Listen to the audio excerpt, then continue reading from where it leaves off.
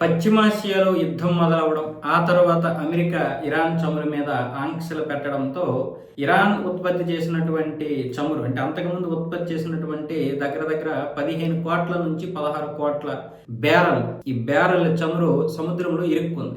ఎప్పుడైతే అమెరికా ఈ యొక్క ఆంక్షల్ని సడలించిందో ప్రపంచంలో ఉన్నటువంటి చమురు సంక్షోభం వల్ల వెంటనే ఇప్పుడు అన్ని దేశాలు కూడా చమురు కొనడానికి ప్రయత్నాలు చేస్తున్నాయి. కానీ ముఖ్యంగా ఇందులో ముందున్నటువంటిది భారతదేశమే.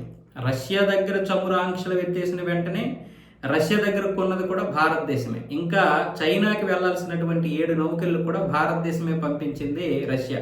అలాగే ఇప్పుడు రష్యా దగ్గర ఉన్నటువంటి ఈ యొక్క చమురుని చాలా భాగం భారత్ కొనడానికి ప్రయత్నాలు జరుపుతోంది. ఇప్పుడు ప్రస్తుతానికి ఈ యొక్క బ్యాంకింగ్ ఇవన్నీ కూడా చూసుకోవాలి. ఈ బ్యాంకింగ్ వ్యవస్థలు ఇదంతా చేయడానికి సమయం పట్టొచ్చేమో కానీ మొత్తానికైతే ఈ చెల్లింపులు చేసేలోగా మొత్తం ఎంత కొనాలి ఏంటనేది భారతదేశం అయితే మాత్రం ఇరాన్తో మాట్లాడుతుంది. ఆ యొక్క చమురుని తొందరగా పంపించడానికి ఇరాన్ కూడా ప్రయత్నాలు చేస్తుంది. ఎందుకంటే నెల రోజుల్లోనే ఈ యొక్క చమురంతా కూడా అమ్మేయాలని ఆంక్షలు సడలించింది అమెరికా. మళ్ళీ దానికి ఏదైనా మెంటలు వస్తే ఒకవేళ మళ్ళీ ఆంక్షలు పెట్టినా పెడతారు. అందుకే ఈలోగే తన యొక్క చమురుని అమ్మడానికి ఇరాన్ తీవ్రంగా ప్రయత్నాలు చేస్తుంది.